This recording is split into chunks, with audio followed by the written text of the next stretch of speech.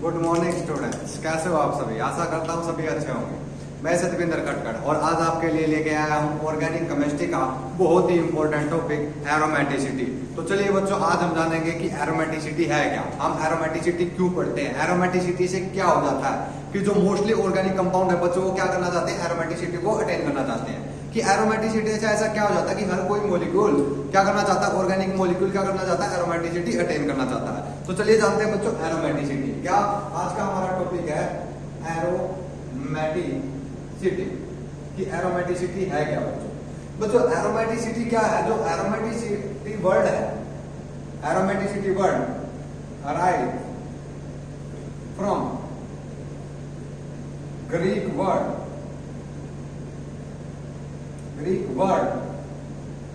Aroma.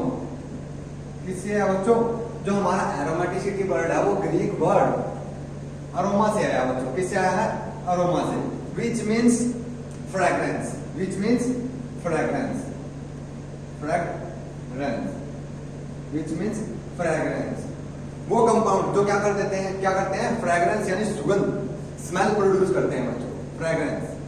बच्चों aromaticity से क्या होता है बच्चों, जो ऑर्गेनिक कंपाउंड है, mostly organic compound, mostly organic compound attain aromaticity. कि जो मोस्टली ऑर्गेनिक कंपाउंड है वो एरोमेटिसिटी को क्या करना चाहते हैं, अटेन करना चाहते हैं। बच्चों ऐसा क्या होता है कि एरोमेटिसिटी अटेन करने से कंपाउंड के अंदर ऐसा क्या चेंजेस आता है कि वो एरोमेटिसिटी को क्या करना चाहता है, गेन करना चाहता है। बच्चों एरोमेटिसिटी जो होती है, एरोमेटिसिटी क्या बच्चों, एरोमेटिसिटी लीड्स टू स्टेबिलिटी। क्या बच्चों, स्टेबिलिटी। एरोमेटिसिटी से क्या गेन करता है बच्चों, कंपाउंड, ऑर्गेनिक कंपाउंड एरोमेटिसिटी से स्टेबिलिटी गेन करना चाहता है। क्या कर लेता है, स्टेबिलिटी गेन कर लेता है। अगर कोई ऑर्गेनिक कंपाउंड एरोमेटिक बन जाता है तो बच्चों वो स्टेबिलिटी गेन कर लेता है। वो स्टेबिलिटी गेन कैसे करता है, एरोमेटिसिटी गेन करने से क्या होता है, ये सभी आज के लेक्चर में हम डिस्कस करने वाले हैं। बच्चों जो एरोमेटिसिटी होती है, जो एरोमेटिसिटी होती है उसके अंदर हमें 4 टॉपिक के बारे में डिस्कस करेंगे। तो एरोमेटिसिटी के अंदर हमें बच्चों क्या क्या पढ़ना है, चलिए वो एक बार जान लेते हैं। तो चलिए एक हम टेबुलर फॉर्म में इसको अरेंज कर देते हैं कि हमें एरोमेटिसिटी के अंदर क्या क्या पढ़ना है। और सबसे पहले बच्चों एक पॉइंट और क्लियर कर देना चाहता हूं कि जो एरोमेटिक कंपाउंड होते हैं बच्चों, जो हमारा सिंपलेस्ट एरोमेटिक कंपाउंड है, क्या सिंपलेस्ट, जो सिंपलेस्ट एरोमेटिक कंपाउंड है, सिंपलेस्ट एरोमेटिक कंपाउंड वो क्या है बच्चों, सिंपलेस्ट जो एरोमेटिक कंपाउंड है वो है हमारा बेंजीन। क्या है, बेंजीन। ये बेंजीन के बच्चों स्ट्रक्चर है, ये हमारी बेंजीन जो कि क्या है, हमारा सिंपलेस्ट एरोमेटिक कंपाउंड है। तो बच्चों स्टार्टिंग में जो एरोमेटिसिटी वर्ड का यूज किया गया, एरोमेटिसिटी को जब यूज किया गया वो किसके लिए यूज किया गया बच्चों, बेंजीन। एरोमेटिसिटी यूज, जो एरोमेटिसिटी है बच्चों वो यूज की गई benzene and benzenoid compound. Benzenoid means benzene like structure के जो कंपाउंड है उनको डिफरेंशिएट करने के लिए बच्चों एरोमेटिसिटी का यूज किया गया। क्या बच्चों, जो बेंजीन है एंड बेंजीनोइड कंपाउंड है, यानी बेंजीन लाइक जो कंपाउंड है जिनमें बेंजीन लाइक स्ट्रक्चर है, उनको सेपरेट करने के लिए, उनको डिफरेंशिएट करने के लिए एरोमेटिसिटी का यूज किया गया। तो बच्चों जो एरोमेटिक कंपाउंड होते हैं उनकी पहचान कैसे करें, जब हम क्या करते हैं, किसी लैब के अंदर जाते हैं और कंपाउंड का सैंपल लेते हैं और उसको कॉपर स्ट्रिप के ऊपर क्या करते हैं बच्चों, बर्न करते हैं, तो बच्चों क्या करता है, सूटी फ्लेम प्रोड्यूस करते हैं। जो बच्चों एरोमेटिक कंपाउंड होते हैं, क्या होते हैं, एरोमेटिक कंपाउंड, एरोमेटिक कंपाउंड क्या करते हैं, सूटी फ्लेम, सूटी फ्लेम प्रोड्यूस करते हैं। सूटी फ्लेम क्या होती है बच्चों, क्या होती है, विच प्रोड्यूस लार्ज स्मोक, जिसके अंदर लार्ज स्मोक होता है कि उसका क्या होता है, कार्बन का जो कंटेंट है वो पूरी तरह से बर्न नहीं हो पाता है और जिसके कारण क्या होता है, स्मोक बहुत ज्यादा प्रोड्यूस होता है। जो एरोमेटिक कंपाउंड होते हैं बच्चों क्या करते हैं, मोस्ट इंपोर्टेंट सूटी फ्लेम प्रोड्यूस करते हैं। और बच्चों एरोमेटिक कंपाउंड क्या करते हैं, aromatic compound resist to oxidation. Aromatic compound, aromatic compound resist to oxidation. जो एरोमेटिक कंपाउंड होते हैं बच्चों वो इजिली ऑक्सीडाइज नहीं होते हैं, क्योंकि ऑक्सीडेशन से क्या होता है बच्चों, उनकी एरोमेटिसिटी लॉस हो जाती है। तीसरा पॉइंट बच्चों, जो एरोमेटिक कंपाउंड होते हैं, एरोमेटिक कंपाउंड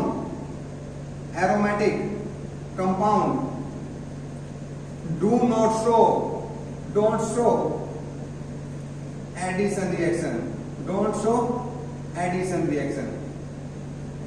ऐसा क्यों बच्चों? अगर aromatic compound addition reaction show करते हैं तो वो क्या कर देते हैं, एरोमेटिसिटी लॉस कर देते हैं। अगर एरोमेटिसिटी लॉस हो जाती है तो स्टेबिलिटी भी लॉस हो जाती है। अगर मैं बेंजीन के अंदर Br2 ऐड करूं तो क्या होगा बच्चों, किसी भी बॉन्ड के अंदर हम मान लो इस बॉन्ड के तो अंदर हम Br2 को ऐड कर देते हैं, यानी एंटी एडिशन होता है, वो बाद में जाने के सिंपल एडिशन हम कर देते हैं। तो बच्चों यहाँ पे क्या हुआ, जो हमारा बेंजीन पहले एरोमेटिक थी, अभी जानेंगे कि एरोमेटिक की क्या क्या कंडीशन है। एक बार मैं पहले आपको बता ही देता हूँ, इसको आगे हम डिस्कस करेंगे। बेंजीन पहले क्या थी बच्चों, एरोमेटिक थी, अब क्या बन गई है, नॉन एरोमेटिक। क्या बन गई है, नॉन एरोमेटिक। और नॉन एरोमेटिक बनने के कारण ये क्या हो गई है बच्चों, लेस स्टेबल हो गई है, जिसके कारण क्या होता है, जो एरोमेटिक कंपाउंड होते हैं वो एडिशन रिएक्शन शो नहीं करते हैं। तो मोस्ट फेमस रिएक्शन है बच्चों वो क्या होती है, एरोमेटिक कंपाउंड। जो हमारे एरोमेटिक कंपाउंड होते हैं, एरोमेटिक कंपाउंड मोस्टली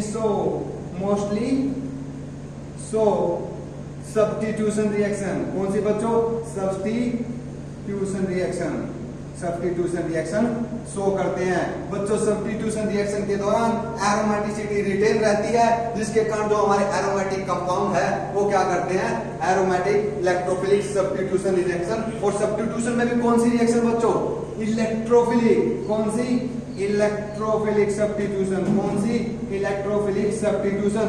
ये हम रिएक्शन मैकेनिज्म के अंदर डिस्कस करेंगे। अभी तक बच्चों आप जानो कि जो एरोमेटिक कंपाउंड होते हैं वो mostly aromatic electrophilic substitution show करते हैं, क्योंकि ऐसी रिएक्शन के दौरान एरोमेटिसिटी रिटेन रहती है।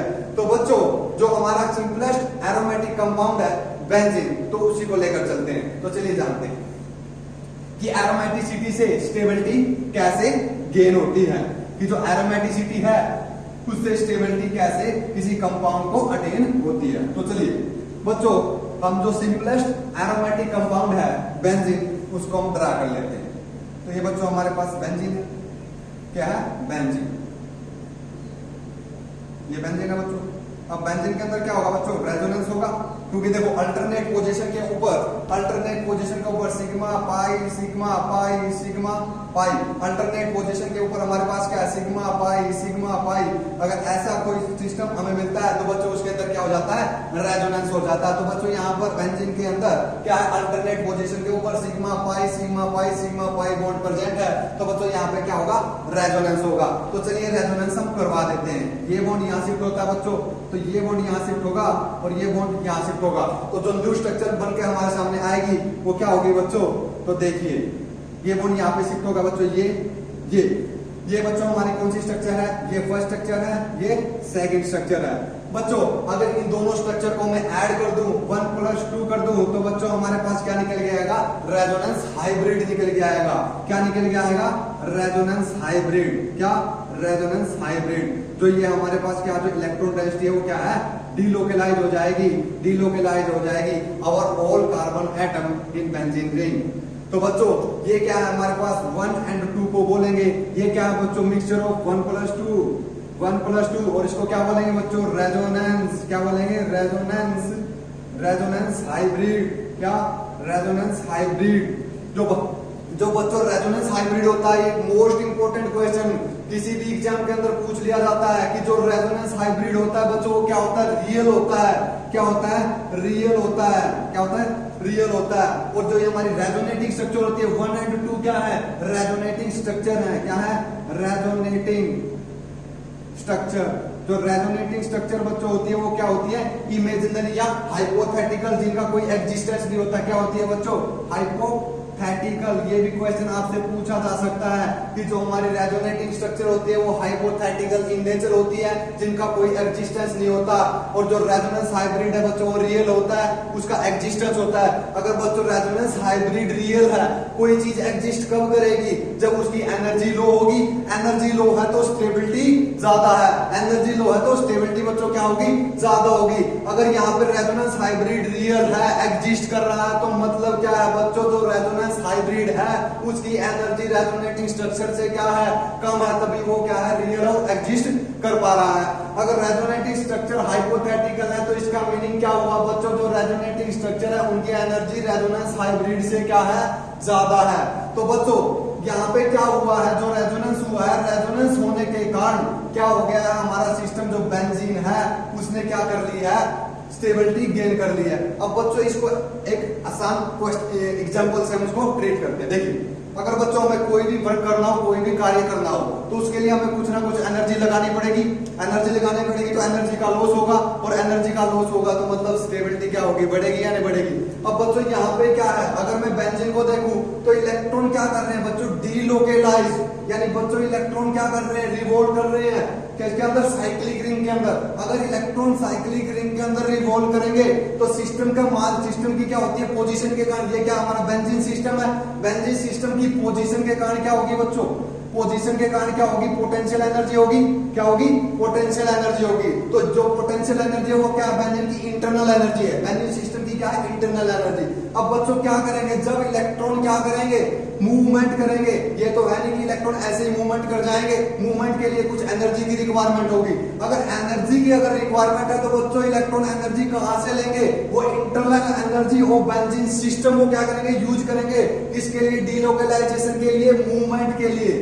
अगर यहाँ पे मूवमेंट के लिए इलेक्ट्रॉन एनर्जी खर्च करेंगे तो सिस्टम की एनर्जी जो क्या है, पोटेंशियल एनर्जी, पोटेंशियल एनर्जी कमेगी यानी डिक्रीज होगी, और स्टेबिलिटी क्या हो जाएगी बच्चों, स्टेबिलिटी क्या होगी, इंक्रीज होगी, स्टेबिलिटी क्या होगी, इंक्रीज होगी। तो बच्चों यहाँ से एक कॉन्सेप्ट क्या निकल के आया कि यार रेजोनेंस एनर्जी जो एरोमेटिसिटी होती है वो क्या होती है, aromaticity is directly proportional to aromaticity, aromaticity directly proportional to resonance energy, sorry resonance energy, जो एरोमेटिसिटी होती है वो रेजोनेंस एनर्जी के क्या होती है, डायरेक्टली प्रोपोर्शनल होती है। और जो स्टेबिलिटी होती है, जो हमारी क्या होती है बच्चों, स्टेबिलिटी होती है, स्टेबिलिटी होती है inversely proportional to potential energy. Potential energy बढ़ेगी तो स्टेबिलिटी क्या होगी, घटेगी। अब तुम सोचोगे सर ये तो क्या है, aromaticity directly proportional to resonance energy, resonance energy directly proportional to stability, क्या, स्टेबिलिटी। अब बच्चों तुम सोचोगे सर ये भी एनर्जी और पोटेंशियल एनर्जी भी एक एनर्जी है, और एनर्जी बढ़ने से स्टेबिलिटी कैसे बढ़ेगी, वो तो कम होती है। लेकिन बच्चों ये वो एनर्जी नहीं है, ये पोटेंशियल एनर्जी नहीं है बच्चों, ये वो एनर्जी है जो क्या कर दी है, सिस्टम ने लॉस कर दी है, क्या कर दी है, लॉस कर दी है during delocalisation. During delocalisation circular motion की है जो इलेक्ट्रॉन ने बेंजीन सिस्टम के अंदर, उसके दौरान जो एनर्जी लॉस कर दी है सिस्टम ने, उसको बोलते हैं रेजोनेंस एनर्जी की। रेजोनेंस होने के कारण सिस्टम जो एनर्जी लॉस कर देता है उसी को क्या बोला जाता है, रेजोनेंस एनर्जी। अगर बच्चों यहाँ पे मैं एक डायग्राम ड्रा करूं हाइपोथेटिकल स्ट्रक्चर की एनर्जी का और रेजोनेंस हाइब्रिड की एनर्जी का, तो बच्चों रेजोनेंस हाइब्रिड की एनर्जी लो होती है in comparison of hypothetical structure, यानी क्या, रेजोनेटिंग स्ट्रक्चर। तो चलिए एक पोटेंशियल एनर्जी का मैं डायग्राम बना देता हूं। तो ये हमारी एनर्जी है बच्चों, पोटेंशियल एनर्जी। जो हमारा क्या होगा बच्चों, रेजोनेंस हाइब्रिड होगा, उसकी एनर्जी लो होगी, इसको मैं मान लेता हूं E1 एनर्जी, रेजोनेंस, इसको मैं फर्स्ट की एनर्जी को E1 मान लेता हूं, सेकंड की एनर्जी को E2 मान लेता हूं, और रेजोनेंस हाइब्रिड की एनर्जी को ER मान लेता हूं। जो हमारा रेजोनेंस हाइब्रिड है बच्चों वो क्या है, रियल है, रियल है तो एग्जिस्ट कर रहा है, और एग्जिस्ट कर रहा है तो उसकी एनर्जी लो है, एनर्जी लो है तभी तो स्टेबल है, तभी तो वो एग्जिस्ट कर पा रहा है। तो बच्चों जो रेजोनेंस हाइब्रिड है उसकी एनर्जी लो है, डाउन जैसे जैसे हम ऊपर की तरफ बढ़ते जा रहे हैं, पोटेंशियल एनर्जी वाई एक्सिस पर हमने क्या ड्रा किया, पोटेंशियल एनर्जी, तो पोटेंशियल एनर्जी की क्या है, बढ़ती चली जा रही है। उसके बाद बच्चों ये क्या है, E1 की एनर्जी हम क्या मान लेते हैं, उस बाद में बताएंगे। यहाँ पे क्या, दोनों स्ट्रक्चर फर्स्ट और सेकंड को हम किसी भी तरीके से क्या नहीं कर सकते, डिस्टिंग्विश नहीं कर सकते हैं। तो दोनों की एनर्जी क्या है बच्चों, इन दोनों को, स्ट्रक्चर फर्स्ट को और स्ट्रक्चर सेकंड को किसी भी तरीके तरीके से हम सेपरेट नहीं कर सकते हैं। अगर सेपरेट किसी को नहीं कर पाते तो दोनों की एनर्जी क्या होती है, सेम होती है। अगर एनर्जी सेम है तभी तो सेपरेबल नहीं है। तो बच्चों 1 और 2 की एनर्जी क्या है, इक्वल, तो हम कह सकते हैं E1 is equal to E2। तो बच्चों यहाँ पे देखो, यहाँ पे क्या है, रेजोनेटिंग स्ट्रक्चर हाइपोथेटिकल, और हाइपोथेटिकल यानी कोई एग्जिस्टेंस नहीं है। एग्जिस्टेंस कब नहीं होता, जब एनर्जी सिस्टम की ज्यादा होती है। तो हाइपोथेटिकल जो रेजोनेटिंग स्ट्रक्चर है उनकी एनर्जी बहुत ज्यादा है, और बहुत ज्यादा है तो क्या होगा, वो रेजोनेंस हाइब्रिड से तो ज्यादा ही होगी। तो बच्चों मान लेते हैं ये एनर्जी है E1 is equal to E2। तो बच्चों जो रेजोनेंस एनर्जी होती है ये होता है difference between energy of resonance hybrid and hypothetical resonating structure. तो बच्चों ये जो डिफरेंस होगा, जो एनर्जी का डिफरेंस होगा, इसी को बोलेंगे रेजोनेंस एनर्जी। क्या बोलेंगे, रेजोनेंस एनर्जी। अगर डेल ई की वैल्यू ज्यादा है तो स्टेबिलिटी ज्यादा है, स्टेबिलिटी ज्यादा है तो मतलब एरोमेटिक करैक्टर भी ज्यादा है। स्टेबिलिटी ज्यादा, रेजोनेंस एनर्जी ज्यादा है तो एरोमेटिक करैक्टर भी ज्यादा है, एरोमेटिक करैक्टर ज्यादा तो स्टेबिलिटी भी ज्यादा है। तो बच्चों इस तरीके से हमने जाना कि एरोमेटिसिटी गेन हो जाने के कारण रेजोनेंस एनर्जी बढ़ती है, और रेजोनेंस एनर्जी बढ़ती है तो स्टेबिलिटी भी बढ़ती है, क्योंकि resonance energy is directly proportional to stability. तो बच्चों ये था हमारा बेसिक ऑफ एरोमेटिसिटी। अब जानते हैं कि एरोमेटिसिटी के अंदर हमें कौन कौन से टॉपिक डिस्कस करने हैं, तो एक बार उनको जान लेते हैं। तो चलिए, हमें 4 टॉपिक को डिस्कस करना है। 4 टॉपिक को कौन कौन से, सबसे पहले एरोमेटिक, कौन से कंपाउंड, एरोमेटिक कंपाउंड, एरोमेटिक। उसके बाद डिस्कस करेंगे एंटी एरोमेटिक, फिर हम डिस्कस करेंगे नॉन एरोमेटिक, नॉन एरोमेटिक, और फोर्थ है हमारा होमो एरोमेटिक, होमो एरोमेटिक। तो बच्चों फर्स्ट है हमारा aromatic, second anti aromatic, third non aromatic, और फोर्थ है हमारा होमो एरोमेटिक। तो सबसे पहले बच्चों हम डिस्कस करते हैं कि एरोमेटिक कंपाउंड कौन से होते हैं, वो कौन कौन सी प्रॉपर्टी है जिनके द्वारा हम जान सकते हैं कि कोई ऑर्गेनिक कंपाउंड एरोमेटिक होगा या नहीं होगा। तो चलिए बच्चों, सबसे पहली जो प्रॉपर्टी है एरोमेटिक कंपाउंड के लिए कौन सी है, साइक्लिक। कि जो हमारा कंपाउंड है, कोई भी ऑर्गेनिक कंपाउंड है, अगर उसको एरोमेटिक होना तो उसको साइक्लिक होना जरूरी है। सेकंड जो हमारी प्रॉपर्टी है वो है प्लेनर, और प्लेनर के लिए क्या करेंगे बच्चों, जो atom, every atom in organic compound must be sp2 और sp हाइब्रिडाइज। जो हाइब्रिडाइजेशन होनी चाहिए एटम्स की वो क्या होनी चाहिए, sp2 या sp होनी चाहिए। जो थर्ड है बच्चों वो है हमारा एक्सटेंडेड कंजुगेशन। एक्सटेंडेड कंजुगेशन या हम बोल सकते हैं साइक्लिक कंजुगेशन, और डीलोकलाइजेशन, कंप्लीट साइक्लिक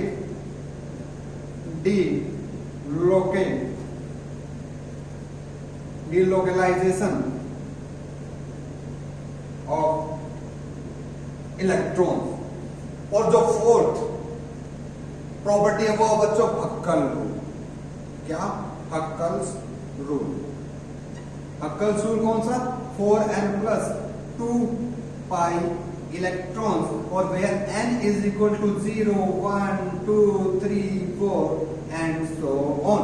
तो बच्चों अगर कोई कंपाउंड, जो मैंने 4 रूल बताए, 4 प्रॉपर्टी बताई है, उनको बिल्कुल सीक्वेंस से फॉलो करना है। अगर हमें किसी कंपाउंड को एरोमेटिक के बारे, अगर किसी कंपाउंड का ये नेचर एरोमेटिक है वो जानना है, तो उसके लिए जो ये 4 प्रॉपर्टी है, 4 रूल है बच्चों, उनको सीक्वेंस से फॉलो करना है। सबसे पहले देखेंगे साइक्लिक। अगर साइक्लिक है उसके बाद देखेंगे hybridization of every atom in organic compound. अगर वो sp2 या sp है बच्चों, तभी क्या हो सकता है, एक्सटेंडेड कंजुगेशन हो सकता है। कंजुगेशन की बात कब आएगी, जब बच्चों हमारा सिस्टम साइक्लिक होगा और प्लेनर होगा। जब हमारा सिस्टम क्या होगा, प्लेनर होगा, तभी हमारे पास एक्सटेंडेड कंजुगेशन की बात आ सकती है। उसके बाद चेक करेंगे हम हक्कल रूल। तो एग्जांपल के तौर पर हम ले लेते हैं, सबसे पहले हम डिस्कस किसको कर रहे हैं, एरोमेटिक कंपाउंड को। चलो कुछ एग्जांपल हम एरोमेटिक कंपाउंड के डिस्कस कर लेते हैं। तो चलिए सबसे पहले बच्चों सिंपलेस्ट जो हमने डिस्कस किया, बेंजीन। बेंजीन को ही हम यहाँ पे मेंशन कर लेते हैं। बच्चों फर्स्ट रूल अप्लाई करते हैं, क्या ये मॉलिक्यूल साइक्लिक है, हाँ बिल्कुल साइक्लिक है, साइक्लिक है। क्या ये मॉलिक्यूल प्लेनर है? तो हाइब्रिडाइजेशन निकाल के देख सकते हैं। होप आप सभी को हाइब्रिडाइजेशन निकालने आती होगी।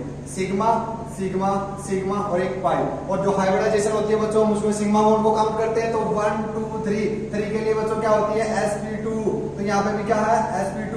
उसी तरीके से निकालोगे तो यहाँ पे भी sp2 और यहाँ पे भी sp2, यानी सभी एटम क्या है, सभी कार्बन एटम क्या है sp2 हाइब्रिडाइज है, तो ये प्लेनर भी है। तो सेकंड कंडीशन भी फुलफिल कर गया।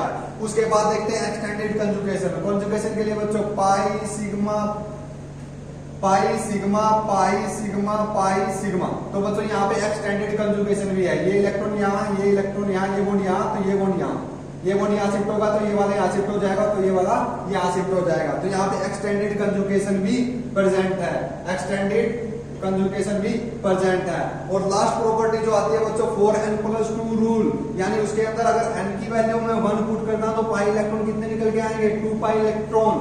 1 पुट करता हूं तो 6, 2 पुट करता हूं तो 10, 3 पुट करता हूं तो 14, 4 पुट करता हूं तो 18। तो बच्चों यहाँ पे देखो पाई इलेक्ट्रॉन कितने हैं, पाई इलेक्ट्रॉन जो पाई बॉन्डेड इलेक्ट्रॉन है 2, एक पाई बॉन्ड के अंदर 2 पाई इलेक्ट्रॉन होते हैं बच्चों, 2 4 6। तो यहाँ पे कितने इलेक्ट्रॉन है बच्चों, 6 पाई इलेक्ट्रॉन्स हैं। और 6 पाई इलेक्ट्रॉन्स क्या हक्कल्स रूल में आते हैं?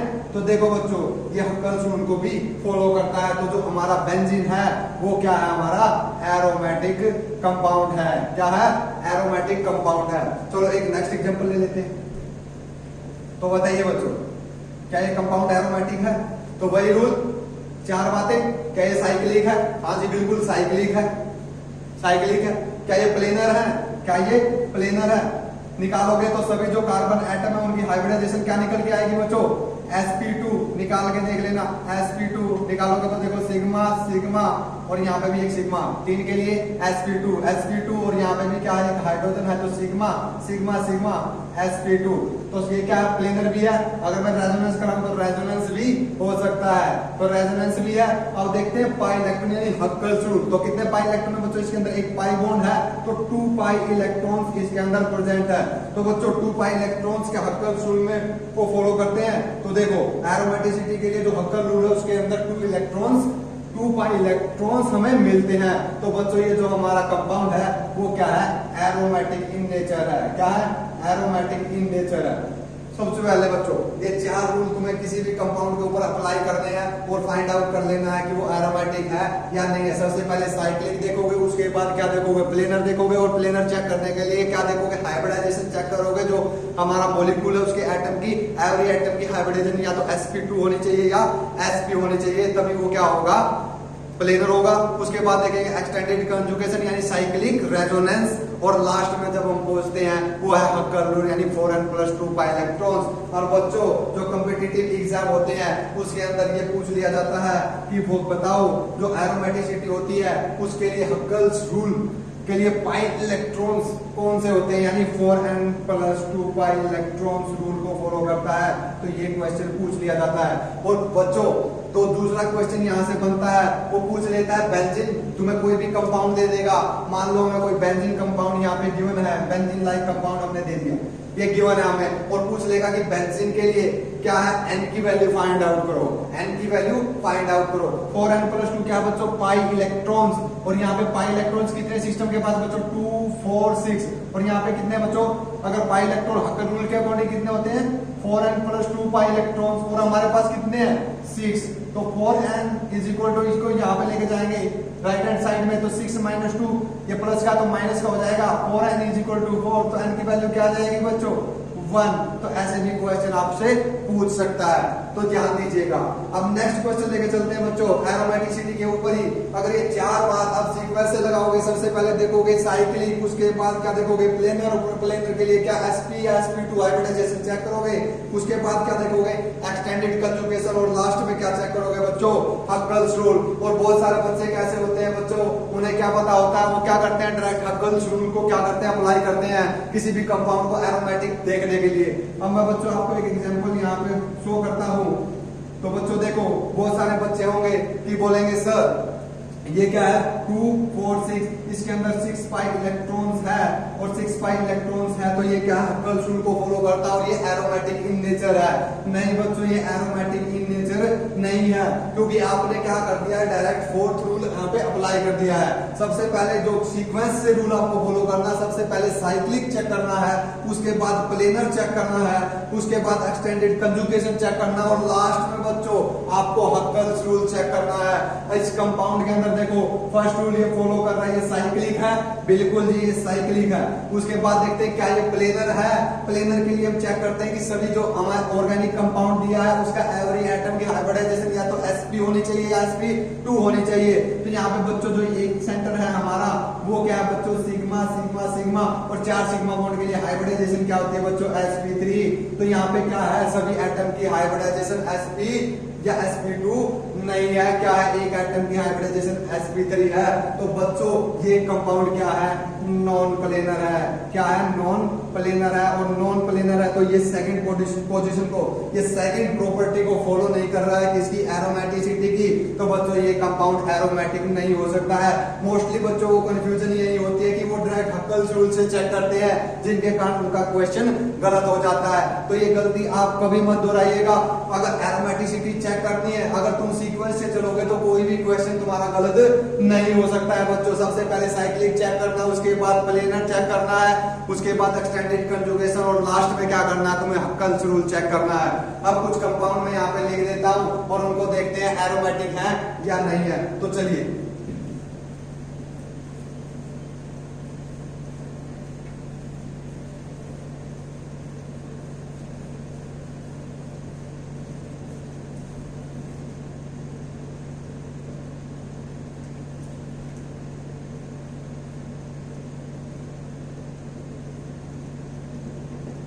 ये बच्चों हमारा फिनोल है,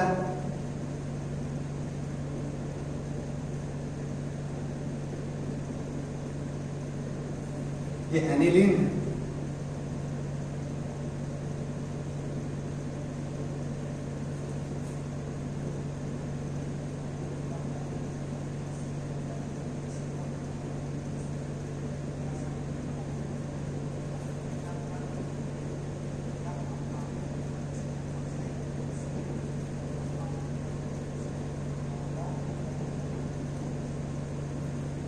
अब बच्चों अब देखते हैं 1 2 3 4 5 6 7।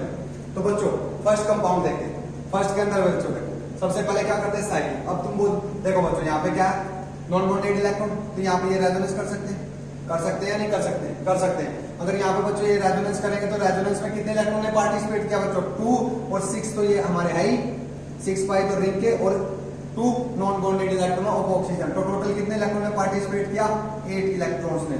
और तुम सोचोगे सर ये 4n + 2 pi electron Huckel's rule को तो फॉलो करता ही नहीं है, क्योंकि देखो साइक्लिक है, बिल्कुल है, प्लेनर है, बिल्कुल है, सभी की हाइब्रिडाइजेशन।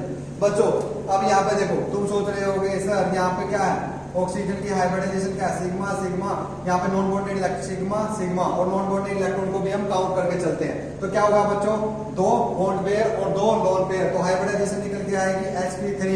तो sp3 नहीं होती है बच्चों, याद रखिएगा, ये क्वेश्चन पूछ लिया जाता है तो ये नोट करके लिखिए, क्या नोट करके लिखिए, जो लोन पेयर या नेगेटिव चार्ज रेजोनेंस में होते हैं, जो लोन पेयर या नेगेटिव चार्ज रेजोनेंस में होते हैं उनको हाइब्रिडाइजेशन में काउंट नहीं किया जाता है। जो लोन पेयर या नेगेटिव चार्ज रेजोनेंस में हो, रेजोनेंस में पार्टिसिपेट करे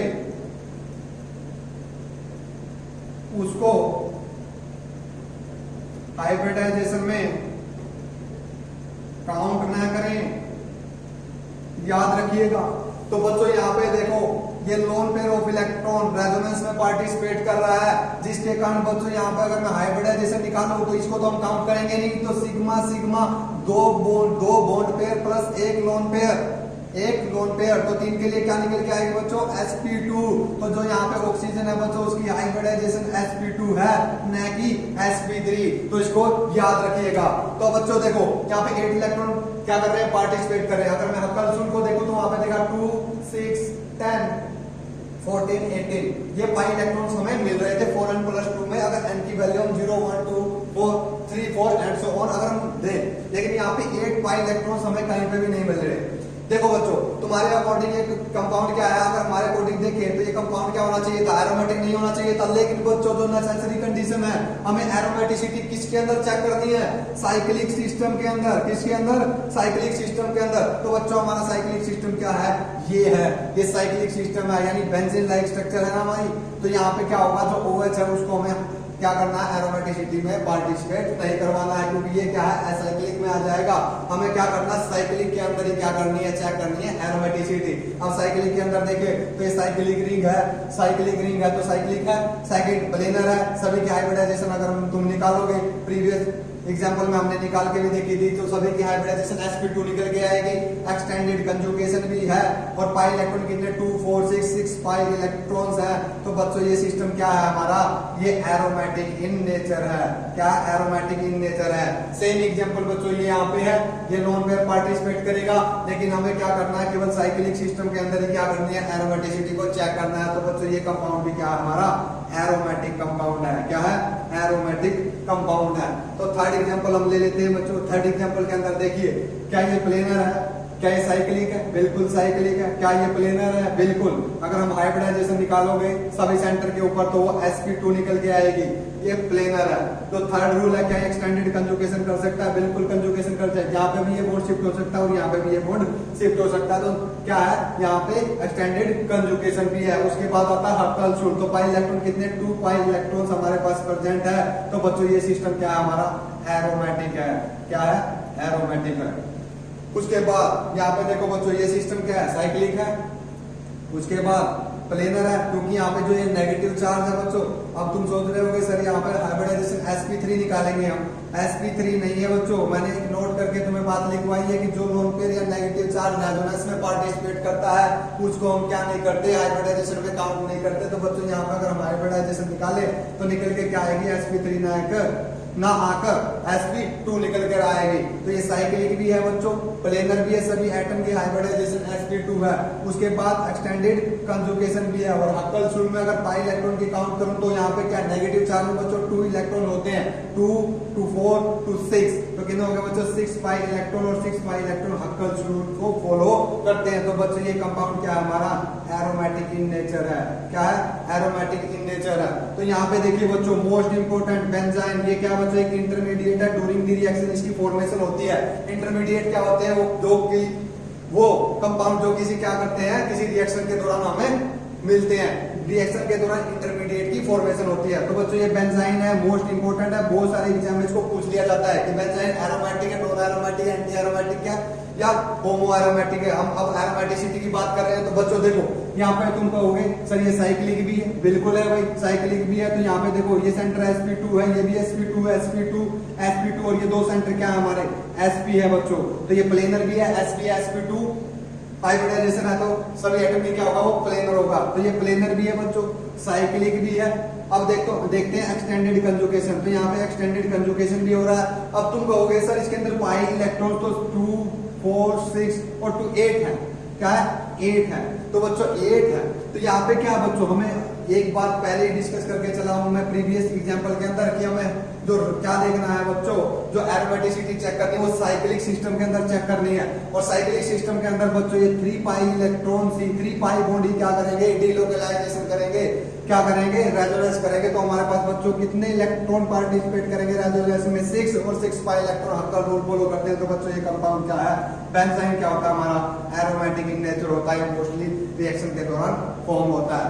तो बच्चों अगर हमारे पास क्या है, या तो हमारे पास क्या है, अब एक मोस्ट इंपोर्टेंट पॉइंट नोट करके मैं तुम्हें डलवा देता हूं, नोट करके, अगर कहीं पर भी नेगेटिव चार्ज, अगर कहीं पर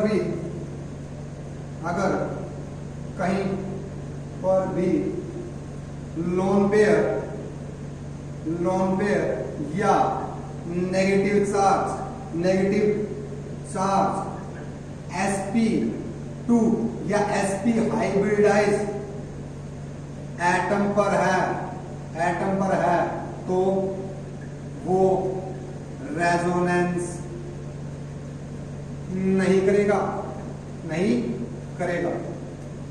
तो बच्चों यहाँ पे देखिए यहाँ पे क्या बच्चों, ये पाई इलेक्ट्रॉन्स है और पाई इलेक्ट्रॉन्स है तो क्या है बच्चों, ये कौन से, ये जो यहाँ पे पाई बॉन्ड बना हुआ है बच्चों, ये एक्स्ट्रा जो पाई बॉन्ड बना हुआ है, ट्रिपल बॉन्ड जो यहाँ पे है वो sp हाइब्रिडाइज एटम है। और sp हाइब्रिडाइज एटम के या तो लोन पेयर हो, नेगेटिव चार्ज हो या डबल बॉन्ड हो, क्या हो, लोन पेयर हो या नेगेटिव चार्ज हो, लोन पेयर हो, नेगेटिव चार्ज हो या पाई बॉन्ड हो या पाई इलेक्ट्रॉन्स हो, क्या हो, पाई इलेक्ट्रॉन्स हो, तो वो क्या नहीं करते, रेजोनेंस में पार्टिसिपेट नहीं करते। तो बच्चों यहाँ पे ये पाई बॉन्ड क्या है, sp2 हाइब्रिडाइज एटम के बीच में बना हुआ है, तो ये रेजोनेंस में पार्टिसिपेट नहीं करेगा।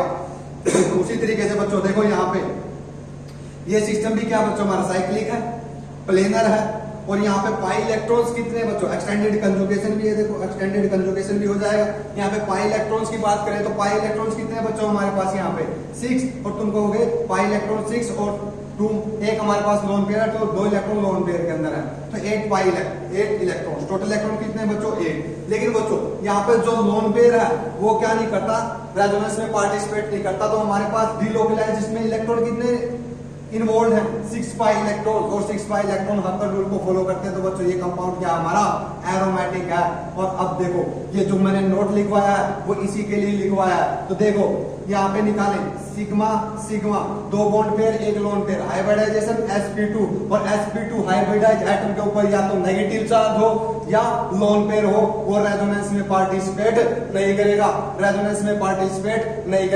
तो बच्चों तुम्हारा जो क्वेरी थी कि सर ये लोन पेयर कब पार्टिसिपेट करेगा कब नहीं करेगा, तो मैंने उसको सोल्व करवा दिया, एक नोट के अंदर मैंने इसको लिखवा दिया है। अब बच्चों लास्ट क्वेश्चन जो हमारा बचता है, यहाँ पे बच्चों देखो ये जो लोन पेयर है हमारा, ये क्या करेगा, रेजोनेंस में पार्टिसिपेट करेगा, क्योंकि यहाँ पे हाइब्रिडाइजेशन जो है स्टार्टिंग में ही नाइट्रोजन क्या है, डबल बॉन्डेड एटम से नहीं जुड़ा है, डबल बॉन्ड फॉर्मेशन नहीं की है, नाइट्रोजन ने क्या नहीं किया, डबल बॉन्ड फॉर्मेशन नहीं की है। यहाँ पे अगर मैं रफ आइडिया बताऊं, यहाँ पे अगर मैं रफ आइडिया लेके चले कि कैसे चेक करें कि कब हाइब्रिडाइजेशन में पार्टिसिपेट करेगा और कब नहीं करेगा, अगर मैं सिंपल ऐसे हाइब्रिडाइजेशन निकालूं विदाउट रेजोनेंस, तो ये सिग्मा सिग्मा सिग्मा और एक lone pair, 3 bond pair 1 lone pair, तो हाइब्रिडाइजेशन निकल के आएगी sp3।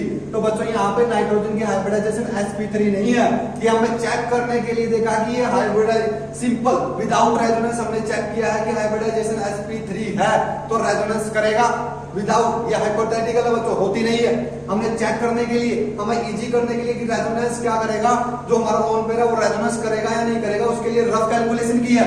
अगर यहाँ पे हाइब्रिडाइजेशन विदाउट रेजोनेंस sp3 निकल के आती है तो हमारा लोन पेयर क्या करेगा, रेजोनेंस करेगा ही करेगा, और रेजोनेंस करेगा तो अगर लोन पेयर रेजोनेंस करता है तो वो क्या नहीं करता, हाइब्रिडाइजेशन में काउंट नहीं होता। तो यहाँ पे हाइब्रिडाइजेशन तो एक्चुअल क्या है बच्चों, sp2 है।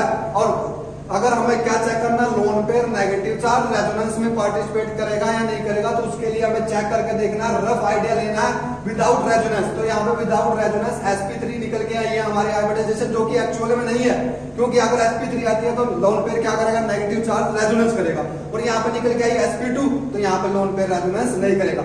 तो बच्चों यहाँ पे रेजोनेंस कर रहा है, एक्सटेंडेड कंजुगेशन है, साइक्लिक है, प्लेनर है, और पाई इलेक्ट्रॉन कितने बच्चों 2 2 4 और 2 6, तो 6 इलेक्ट्रॉन क्या कर रहे हैं, डिलोकलाइजेशन यानी एक्सटेंडेड कंजुगेशन में पार्टिसिपेट कर रहे हैं। तो 6 पाई इलेक्ट्रॉन बच्चों क्या करते हैं, हक्कल्स रूल को फॉलो करते हैं। तो बच्चों ये भी कंपाउंड हमारा क्या होगा, एरोमेटिक इन नेचर होगा।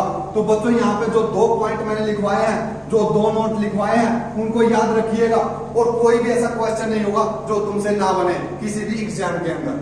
तो नेक्स्ट लेक्चर में बच्चों हम देखेंगे इसके बारे में, एंटी एरोमेटिक, नॉन एरोमेटिक और होमो एरोमेटिक कंपाउंड के बारे में, और उसके बाद हम डिस्कस करेंगे एप्लीकेशन ऑफ एरोमेटिसिटी, जिसके ऊपर कुछ क्वेश्चन पूछ लिए जाते हैं, कुछ क्या मोस्टली क्वेश्चन पूछ लिए जाते हैं कॉम्पिटिटिव एग्जाम हो या कोई भी बोर्ड एग्जाम हो। तो नेक्स्ट लेक्चर में हम स्टार्ट करेंगे, कंटिन्यू करेंगे क्या, non aromatic, anti aromatic compound, non aromatic compound, और फिर होमो एरोमेटिक कंपाउंड, और उसके बाद application of aromaticity. Thank you students.